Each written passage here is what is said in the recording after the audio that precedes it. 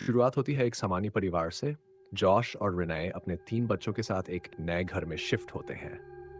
रिनाए एक संगीतकार है और जॉश स्कूल में पढ़ाते हैं। सब कुछ सामान्य लग रहा होता है, लेकिन किसे पता था कि ये घर उनकी जिंदगी को हमेशा के लिए बदल देगा। कुछ ही दिनों में अजीब चीजें शुरू होती हैं। रिनाए को घर में अजीब आवाजें सुनाई देती हैं। दीवारों पर हल्की सी खरोंचें, बच्चों के खिलौनों की जगह बदल जाना, और फिर एक दिन उनका बेटा अटारिक में जाकर गिरता है। शुरू में सब ठीक लगता है, लेकिन अगली सुबह वह कोमा में चला जाता है, बिना किसी मेडिकल कारण के। 3 महीने बीत जाते हैं, पर डाल्टन नहीं उठता, और अब घर में अजीब घटनाएं और तेज होने लगती है। रिने को बेबी मॉनिटर में किसी अनजान आत्मा की आवाज सुनाई देती है।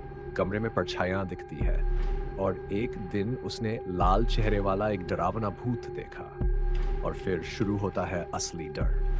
रिने और जॉश समझते हैं कि शायद घर में कुछ गड़बड़ है, और वे नया घर ले लेते हैं। लेकिन उन जल्द ही एहसास होता है कि साया घर का नहीं, किसी और चीज का है, क्योंकि घटनाएं अभी जारी हैं। इस रहस्य को सुलझाने के लिए जॉश की मां लोरेन एक महिला को बुलाती है, एलिस, जो एक पैरानॉर्मल एक्सपर्ट है। एलिस बताती है कि डाल्टन का शरीर यहीं है, लेकिन उसकी आत्मा द फर्दर नामक आत्माओं की दुनिया में फंसी हुई है। वो जगह एक अंधेरी, सड़ी हुई आत्माओं की दुनिया है, जहां रोशनी नहीं, बस डर है। एलिस ये भी बताती है कि जॉश में भी एक शक्ति है। बचपन में वह भी आत्मिक रूप से अपने शरीर से बाहर जाता था, लेकिन वो भूल चुका था।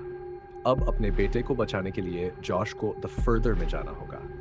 जॉश आत्मा के रूप में द फर्दर में प्रवेश करता है। वहां धुंध, अंधेरा, पुराने घर, डरावनी आत्माएं सब उसका इंतजार कर रही होती हैं। वह एक-एक कर रास्ता तय करता है और अंत में अपने बेटे डाल्टन को ढूंढ निकालता है। लेकिन ठीक उसी समय एक आत्मा जॉश के शरीर पर कब्जा कर लेती है। जॉश और डाल्टन दोनों लौट आते हैं। सब कुछ सामान्य लग रहा होता है। एलिस उन्हें देखकर कुछ असहज हो जाती है। वह जॉश की तस्वीर खींचती है, और अचानक जॉश एलिस का गला घोंट देता है। रिने को एलिस की लाश मिलती है, और फिर वह कैमरा उठाकर देखती है। जॉश की जगह कैमरे में एक डरावनी बुजुर्ग महिला की तस्वीर होती है। अब रेने की चीखें गूंजती है, और कैमरा धीरे धीरे अंधेरे में डूबता है। अंत का सस्पेंस। जॉश की आत्मा शायद अब भी द फर्दर में फंसी है, और उसके शरीर पर एक भूत ने कब्जा कर लिया है।